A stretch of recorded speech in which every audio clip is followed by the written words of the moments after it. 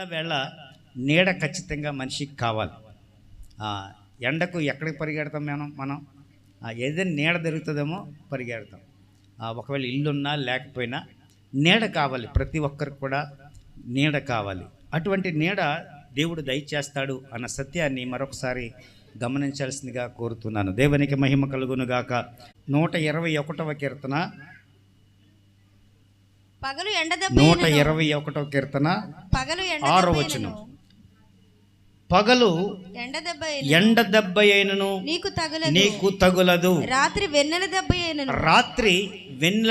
అయినను నీకు తగులదు, ఏ అపాయమును రాకుండా యెహోవా నిన్ను కాపాడును. దేవుడి ఈ వాక్య భాగము చేత మనలందరినీ కూడా దీవించి ఆశీర్వదించును గాక.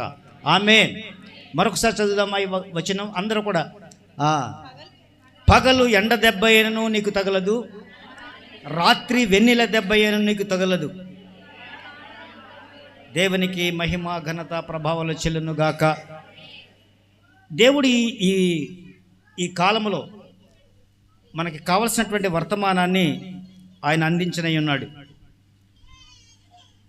నేటి ఎండలు చాలా తీవ్ర స్థాయికి వచ్చాయి. గతంలో 36, 35 అంటే చాలా ఎక్కువ. ఇప్పుడు నిన్న 47 డిగ్రీలు వచ్చింది. 47.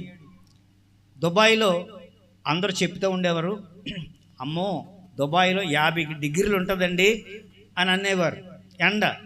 అది ఇప్పుడు మనకు కూడా వచ్చేసింది ఆ స్థాయి. కాబట్టి ప్రకృతి వినాశనం జరుగుతుంది. ప్రకృతిలో కదలికలు ఏర్పడ్డాయి. ప్రకృతిలో ఎప్పుడు ఏం జరుగుతుందో మనం ఊహించలేకపోతున్నాం. 30, 33, 32 వస్తే అమ్మ బాబోయ్ ఎండాకాలం అనేవారు. ఇప్పుడు 47 డిగ్రీలు వచ్చినా అదే అంటున్నాం.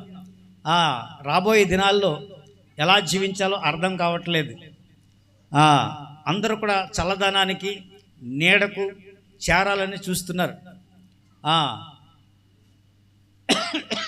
కనుక ఈ రోజున వడదెబ్బకు అనేక మంది ప్రాణాలు కూడా కోల్పోతున్న సమయంలో ఉన్నాం. చాలా చోట్ల నుంచి మన మండలంలోనే, మన నియోజకవర్గంలోనే దగ్గర 3 డెత్తులు నిన్న జరిగినాయి వడదెబ్బకే. అందులో 33 సంవత్సరాల యవ్వనుడు తను కూడా మృత్యువాత పడ్డాడు. ఎందుకోసం అంటే వడదెబ్బకి, ఎండలో తట్టుకోలేక. కాబట్టి యవనస్తులారా, పెద్దలారా, మీ అందరూ జాగ్రత్తగా ఉండమని మనవి చేస్తున్నాను. దేవుడు హెచ్చరిస్తున్నాడు. మీరందరూ కూడా నీడకు చేరండి. ఎండవేళ నీడకు చేర్చబడాలి. ఎండలో పని చేస్తాం అనుకుంటే కుదరదు.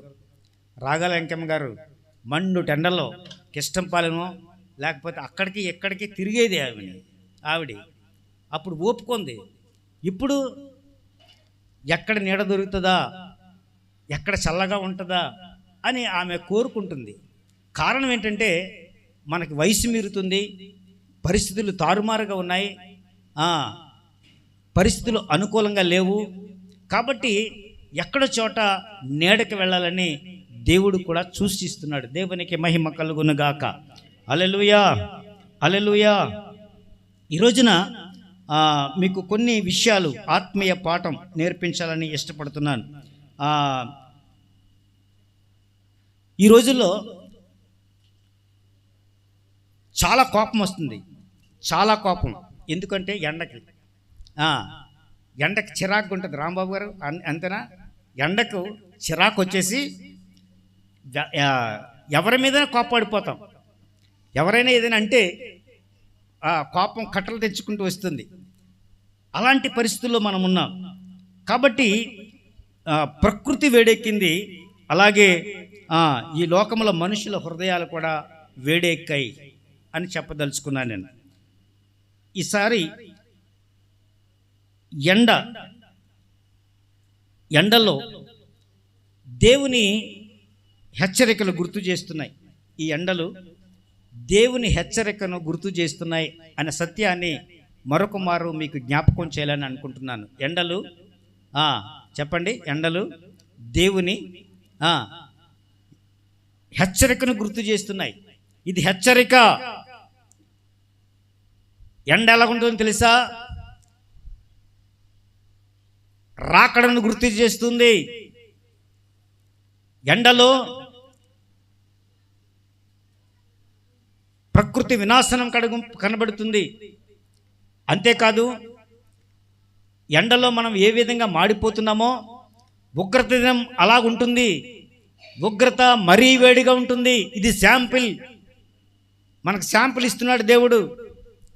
ఈ ఎండకే తట్టుకోలేకపోతున్నావు, మరి ఉగ్రతను ఎలా తట్టుకుంటావు? కష్టం కదా. కాబట్టి మీరు జాగ్రత్తగా ఉండండి, జాగరూకతతో ఉండండి. దేవునికి మహిమ కలుగును గాక. ఆమోసు గ్రంథంలో ఒక మాట చదువుదాము. 4వ అధ్యాయము 7వ వచనం.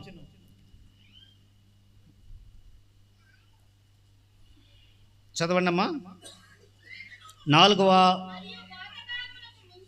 మరియు కోతకాలమునకు ముందు 3 నెలలు వాన లేకుండా చేసి తిని. ఎవరు వాన లేకుండా చేశారు? దేవుడే. ఈ ప్రకృతికి కారణం ఎవరో తెలుసా? దేవుడే.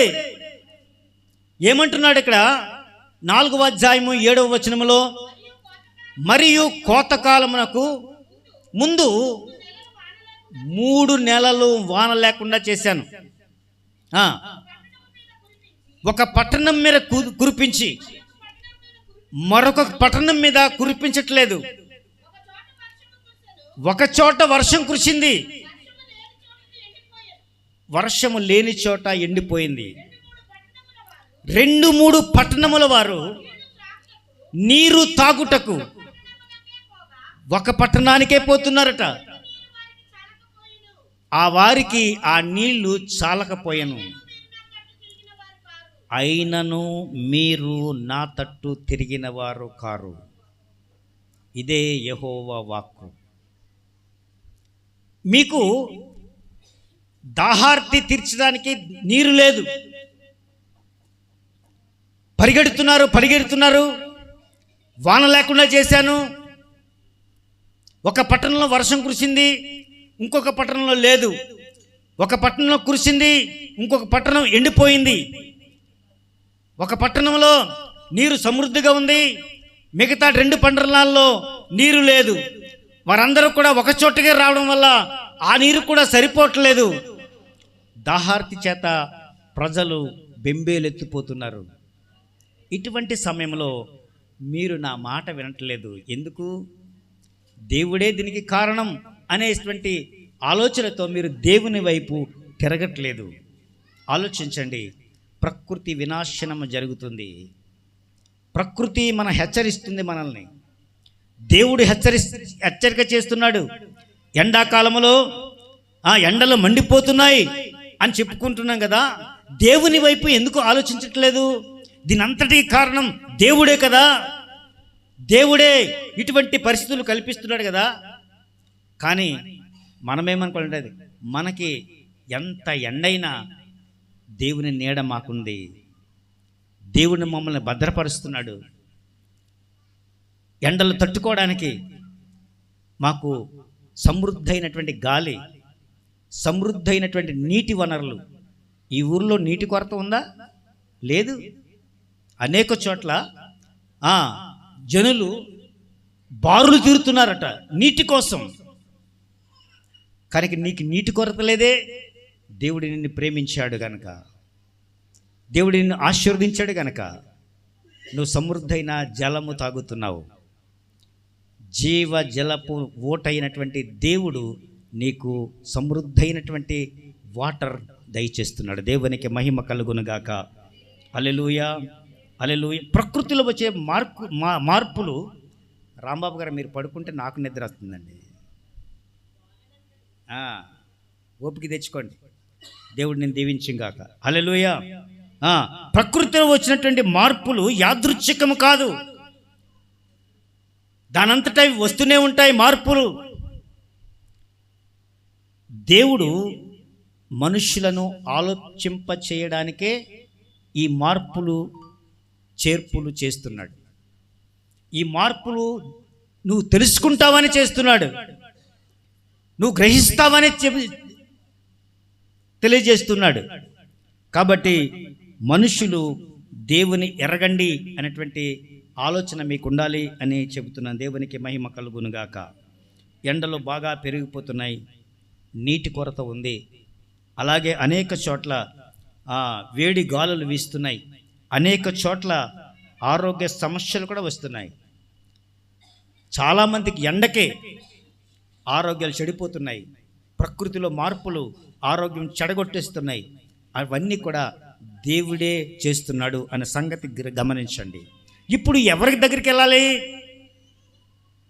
ఇప్పుడు ఈ పరిస్థితుల్లో నువ్వు అనారోగ్యం ఉందా, ఎవరి దగ్గరికి వెళ్ళాలి? దేవుని దగ్గరికి వెళ్ళాలి. దాన్ని కలుగు చేసిన వాడి దగ్గరికి వెళ్ళాలి. ఆ డాక్టర్ దగ్గరికే వెళ్ళాలి. నీకు చికిత్స కావాలంటే, సరైనటువంటి చికిత్స కావాలంటే ఆ దేవుని యొద్దకు వెళ్తే నీకు చికిత్స చేస్తాడు. హల్లెలూయా, హల్లెలూయా. ఇవి మనిషి బలహీనతలను తెలియజేస్తున్నాయి. ఎంత బలహీనుడో మనిషి. వేడికి తట్టుకోలేడు, చలికి తట్టుకోలేడు, కొంచెం కష్టానికి తట్టుకోలేడు. మనిషి బలహీనుడు. అందరూ అంటారు రొమ్ము విరిచి మాకు చాలా బలం ఉంది అని చెప్పుకోవచ్చు, కానీ నీ బలం ఎంత కొంతవరకే. దేవుడు చెప్తున్నాడు, నీకు అనారోగ్యం వస్తే నీ బలం అయిపోద్ది. ఏమైపోద్ది? నువ్వు బలహీనుడివి అని దేవుడు గుర్తు చేస్తున్నాడు. బలహీనతలో బలమినిచ్చేవాడు ఎవరు? దేవుడే. నీకు బలహీనత ఉందా? మీ బలహీనతలో బలము చేకూర్చేవాడు ఆయనే. హల్లెలూయా, హల్లెలూయా, హల్లెలూయా, హల్లెలూయా. మనిషి ఎంత వృద్ధి చెందినా, ఎంత డెవలప్ అయినా ప్రకృతి ముందు బలహీనుడే. మనిషి ఎదుగుతున్నాడు, ఆస్తులు సంపాదించవచ్చు, ఐశ్వర్యాలు సంపాదించవచ్చు, కానీ ప్రకృతి వినాశనం జరిగితే పేకమేడల్లా కూలిపోతాయి. కానీ ఆ ప్రకృతిని ఆదేశించేవాడు ఒకడు ఉన్నాడు. ప్రకృతిని తయారు చేసిన వాడు ఒకడున్నాడు, ఒక డాక్టర్. ఆయన దగ్గరికి వెళితే నీ సమస్త బాధలు తీర్చబడతాయి. హల్లెలూయా, హల్లెలూయా. మనిషికి శరీరానికి నీరు కావాలి. నీళ్ళు లేకపోతే తట్టుకోలేము. నిన్న అనంతపల్లి వెళ్ళాం,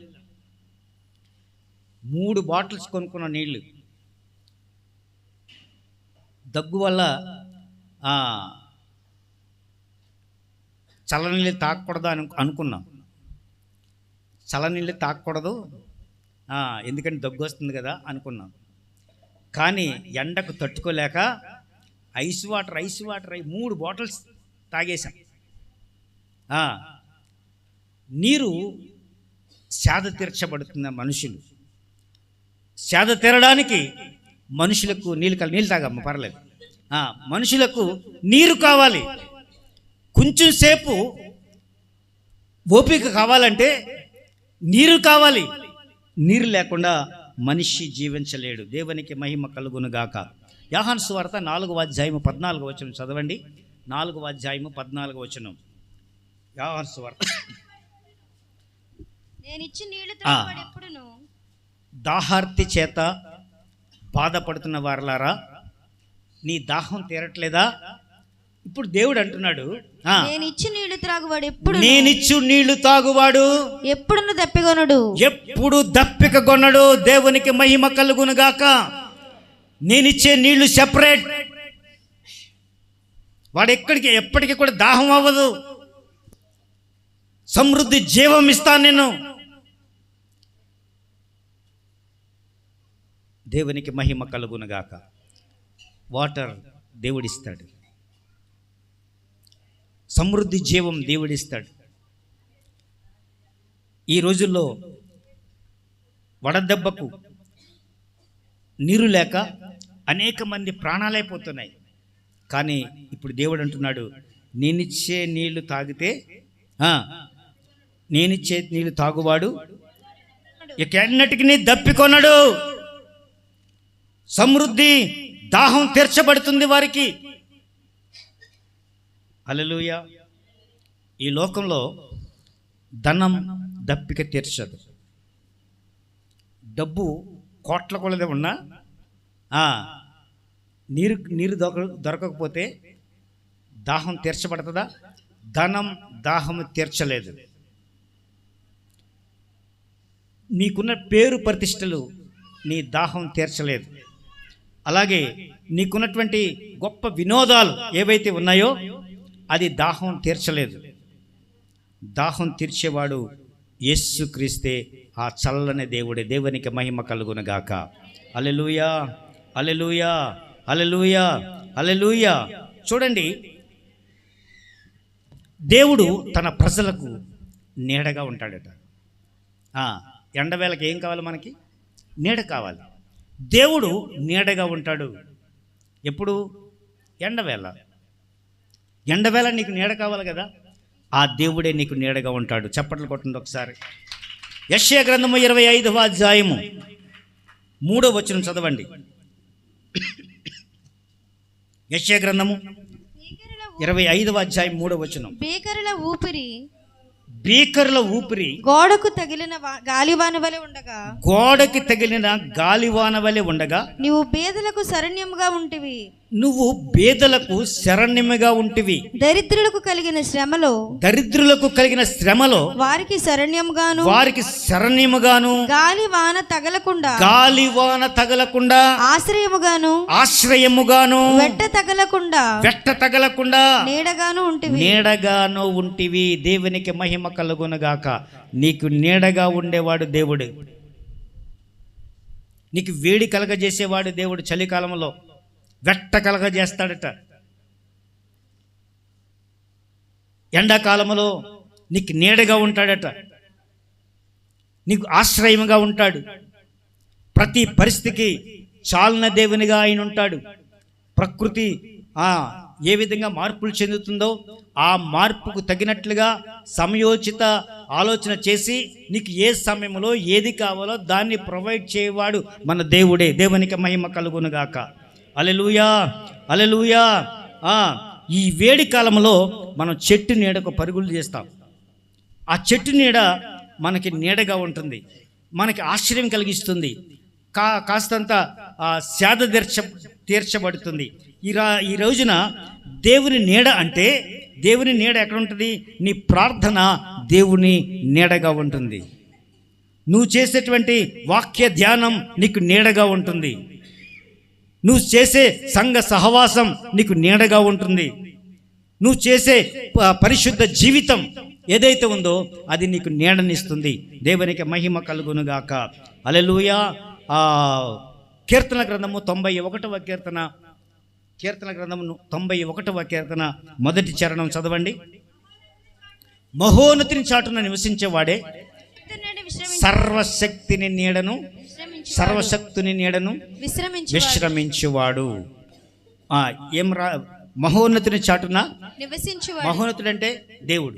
దేవుని చాటున నివసించువాడే సర్వశక్తిని నీడను విశ్రమించేవాడు. అక్కడ శాంతి దొరుకుతుంది, అక్కడ నీడ దొరుకుతుంది. ఎండ వేడి మిగించి తప్పించబడతావు, ఆయన నీడకు చేరు.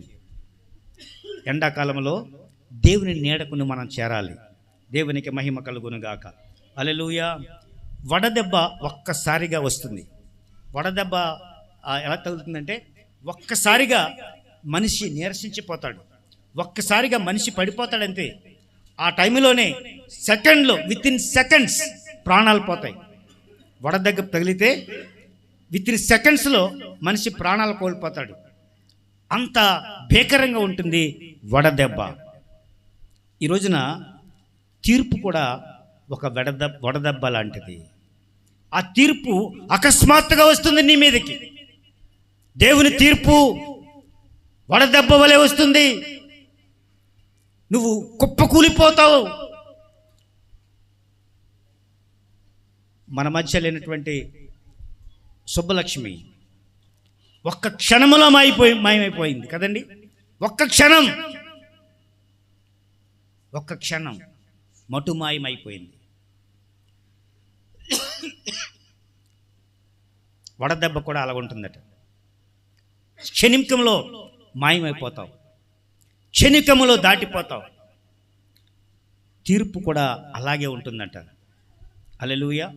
మొదటి దశలోనికి రాసినటువంటి పత్రిక 5వ అధ్యాయం 2వ వచనం చదువుతారా?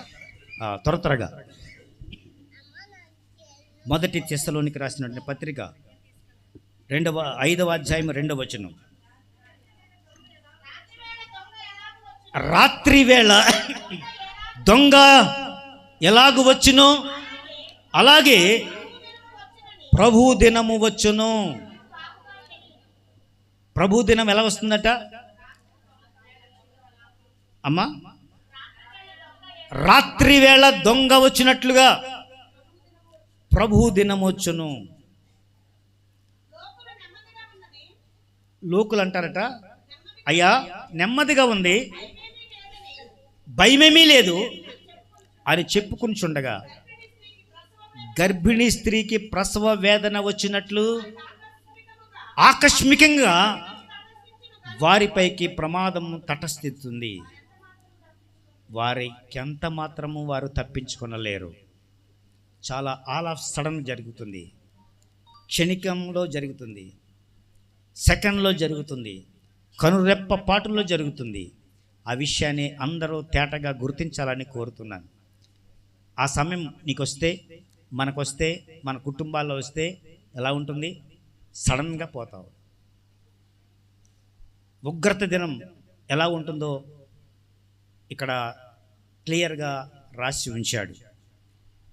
దానికోసం ఏం చేయాలి నువ్వు అంటే, సిద్ధపాటు నీకు అవసరం.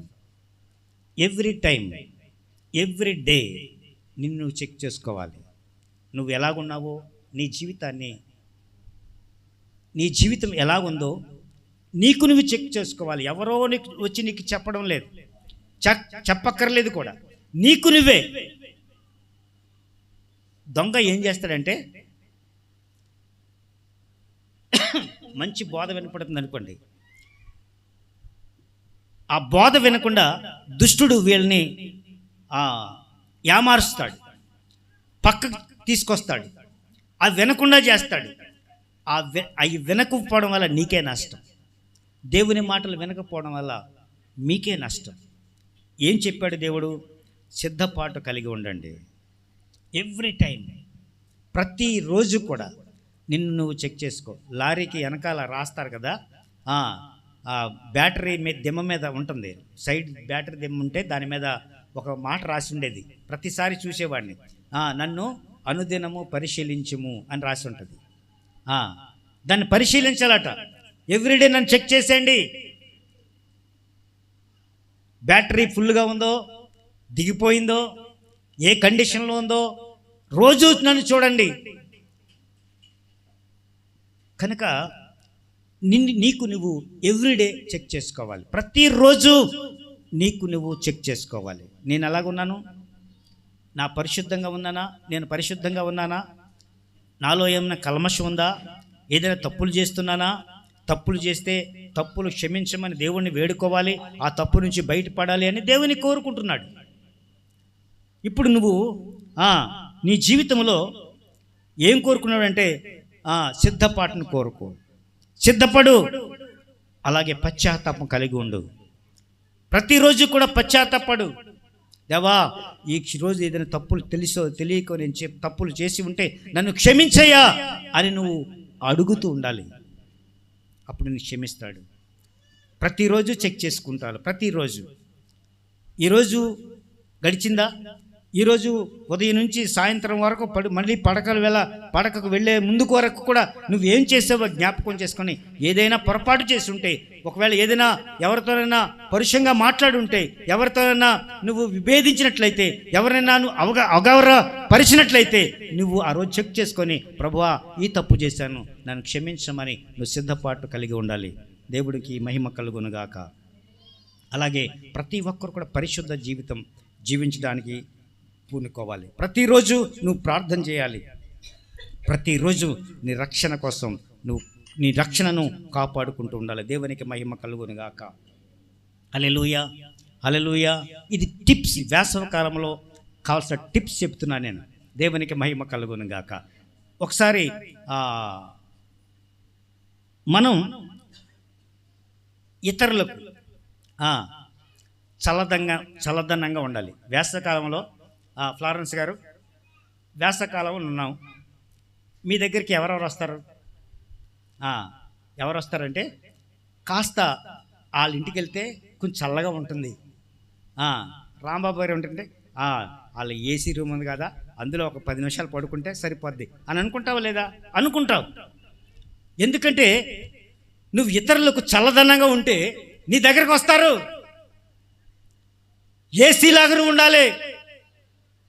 నీ జీవితం ఏసీలాగా ఉండాలి. ఎదుటి వారికి మేలు చేసే విధంగా ఉండాలి. ఎదుటి వారి దప్పిక తీర్చే విధంగా ఉండాలి. ఎదుటి వారికి నువ్వు కొంత సదుపాయం కల్పించే దిశగా నువ్వు ఉండాలి. అంతేకాదు ఇతరులకు నువ్వు మేలుకరంగా ఉండాలి, ఆశీర్వాదకరంగా ఉండాలి, చల్లదనంగా ఉండాలి. నువ్వే వేడెక్కిపోయి కేకలేసేసుకుంటే నీ దగ్గరికి ఆడ వస్తాడు? ఒకవేళ నీ ఇల్లు చల్లగా ఉందనుకో, నీ ఇంట్లో కేకలు బొబ్బలు వినపడితే నీ ఇంటికి ఎవరైనా వస్తారా? ఎవరు రారు. నువ్వు కూల్గా ఉండాలి. దేవుడు చెబుతున్నాడు, బీ కూల్.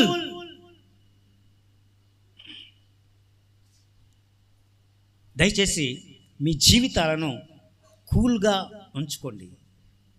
మీ జీవితాన్ని ఎవ్రీడే చెక్ చేసుకొని పరిశుద్ధ జీవితం జీవిస్తూ నీకు నువ్వు క్షమాపణ కలిగి ఉండి, పశ్చాత్తాపం కలిగి ఉండి నువ్వు చల్లగా మార్చబడాలి. హాట్గా నువ్వు ఉండకూడదు. కొంతమంది పేలాలా పేలిపోతుంటారు. మనుషులు పేలాల్లా పేలిపోతూ ఉంటారు. నువ్వు అలాగ ఉండకూడదు. కూల్గా ఉండు. అప్పుడు బీపీ రాదు కదండి. కూల్గా ఉంటే బీపీ రాదు. కూల్గా లేకపోతే బీపీ వస్తుంది, బ్లడ్ ప్రెషర్. నువ్వు కూల్గా ఉండడానికి ప్రయత్నం చేయి. మత్తయి సువార్త చూడండి. మత్తయి సువార్త 10వ అధ్యాయం 42వ వచనం. మరియు శిష్యుడని ఎవడు ఈ చిన్నవారిలో ఒకనికి గిన్నెడు చన్నీళ్ళు ఇచ్చి తాగనిచ్చును, వాడు తన ఫలము పోగొట్టుకొనడు. ఎవరికైనా గిన్నెలు చన్నీళ్ళు ఇస్తే చాలట, నీ ఫలము పోగొట్టుకోవు. ఏమి ఇవ్వద్దు, డ్రింకులు ఇవ్వద్దు, కాస్త మంచినీళ్ళు ఇవ్వు. అందుకనే ఈ రోజున వేసవికాలం తట్టుకోవడానికి చాలా చోట్ల చలివేంద్రాలని ఏర్పాటు చేస్తారు. కుండల్లో నీళ్లు పోసి చలివేంద్రాలని ఏర్పాటు చేస్తుంటారు. కొన్ని చోట్ల ఐస్ వాటర్ కూడా సప్లై చేస్తుంటారు. కుండల్లో నీళ్లు సప్లై చేస్తుంటారు. మంచినీరు, ఇక్కడ మంచినీరు ఇవ్వబడును అని బోర్డులు పెట్టుకొని, చలివేంద్రం అని బోర్డులు పెట్టుకొని అనేక మందిని దాహార్తి తీర్చడానికి ఒక సేవ చేస్తుంటారు. అది ఒక సేవ. ఇప్పుడు ఏమంటున్నాడంటే ఒకరికి ఒక చదవండి. మరియు శిష్యుడని ఎవడు ఈ చిన్నవారిలో ఒకడు గిన్నెడు చన్నీళ్లు తాగనిచ్చునో వాడు తన ఫలమును పోగొట్టుకొనడు. ఇది నిశ్చయముగా మీతో చెబుతున్నాను. నేను నీళ్ళు ఇస్తే దాని ఫలం పోగొట్టుకోవట. అమ్మా, మంచినీళ్ళు ఇస్తే నీ ఫలము పోగొట్టుకో. మా ఇంట్లో లేవా, మా ఇంటికి వస్తావే అనకూడదు. చాలామంది ఉన్నవాళ్ళు ఆ మాట అంటారు కదండి. చాలా డైలాగులు వింటున్నాను అలాంటివి. మా ఇంట్లో లేవా నీళ్ళు, మా ఇంటికి రావాలా? నీళ్ళ కోసమే కదా. దేవుడు ఏమంటున్నాడంటే నీ ప్రతిఫలము నీకు ఇస్తాను. చన్నీళ్ళు ఇచ్చేవి కదా, కాస్త నీళ్ళు ఇచ్చేవి కదా, ఆ ఫలము నీకు అందించబడుతుంది. దేవుడు దానికి ప్రతిఫలం దయచేస్తాడు నీకు. ఆ సంగతిని గ్రహించి నీళ్ళివ్వడానికి ప్రయత్నం చేయండి. అందరికీ నీళ్ళు ఇవ్వండి. ఆ దారిని పోయిలు అందరికీ ఒకరు ఇంటికి వచ్చారనుకో, అమ్మ మంచినీళ్ళు తాగుతావా, మంచినీళ్ళు ఇవ్వండి. నువ్వు అనేక మందికి చల్లగా ఉండాలి, అనేక మందికి నువ్వు చల్లదనంగా ఉండాలి. దేవునికి మహిమ కలుగునుగాక. హల్లెలూయా. అది మన బాధ్యతగా గుర్తించాలి. దాహార్తులకు నీరివ్వాలి, దాహం ఉన్నవారికి నీళ్ళు ఇవ్వాలి, బలహీనులను ఆదుకోవాలి. ఎవరైతే బలహీనతగా ఉంటారో వారిని ఈ సమయంలో ఆదుకోవాలి. ప్రత్యేకంగా వృద్ధులను నువ్వు కనిపెడుతూ ఉండాలి. వాళ్ళు ఎండవేళ ఎలాగున్నారు, ఎండవేళ ఎలాగున్నారో చూసుకుంటూ ఉండాలి. వాళ్ళకి అవసరమైతే ఓఆర్ఎస్ ప్యాకెట్లు సప్లై చేయాలి ఉచితంగా. ఎందుకోసం తెలుసా? ఇది తాగితే కొంత స్ట్రెంగ్త్ వస్తుందని. దేవునికి మహిమ కలుగునుగాక. హల్లెలూయా. నువ్వు ప్రేమతో మాట్లాడితే అంతకన్నా చల్లదనం ఇంకోటి ఉండదు. నువ్వు ఎంత ఎండవేళ వచ్చినా నువ్వు బొగ్గుమనకుండా చల్లగా మాట్లాడితే, 4 మంచి మాటలు చెప్తే కూల్ అయిపోతారు కదండి, కూల్గా ఉంటారు. ఆ విషయం కొందరికి అర్థం కాక పేలాల్లా పేలిపోతుంటారు.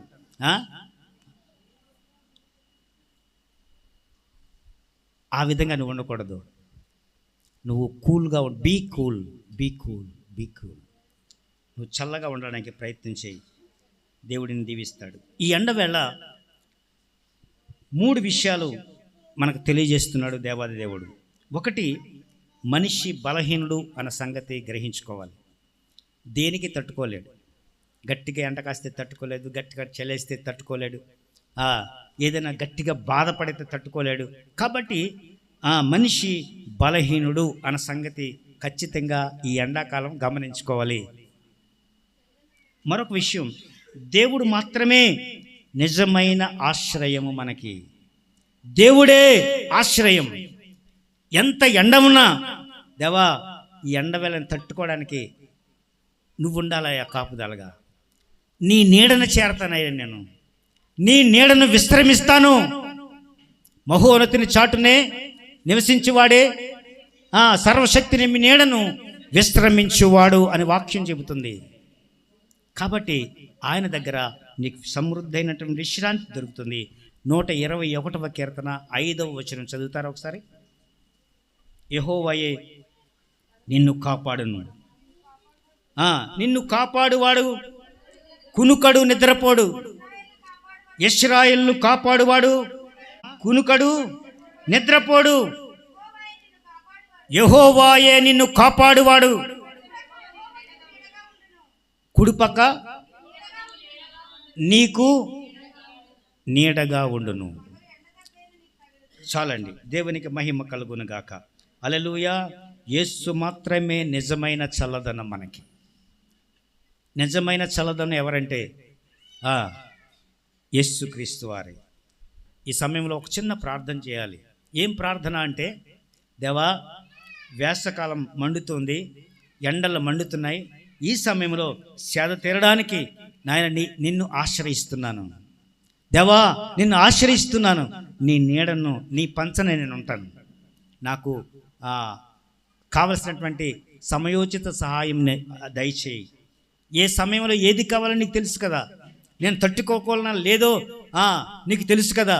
తట్టుకోగల సామర్థ్యాన్ని, శక్తిని నాకు ఇవ్వు ప్రభువా అని ప్రార్థన చేయగలగాలి. హల్లెలూయా. అంతకంటే ఎక్కువగా నీ ఆత్మీయ జీవితం కాపాడబడాలి అనేటువంటి విషయాన్ని దేవుని యొద్ద ప్రతిరోజు అడగాలి, ప్రతి క్షణం అడగాలి. భయపడుతున్న ప్రజలకు దేవా నువ్వు ఆదరణ ఇవ్వాలి, దేవా నువ్వు ఆదరణ కల్పించు అని అనాలి. దేవునికి మహిమ కలుగునుగాక. నీ జీవితం ఆయన చేతిలో ఉంది.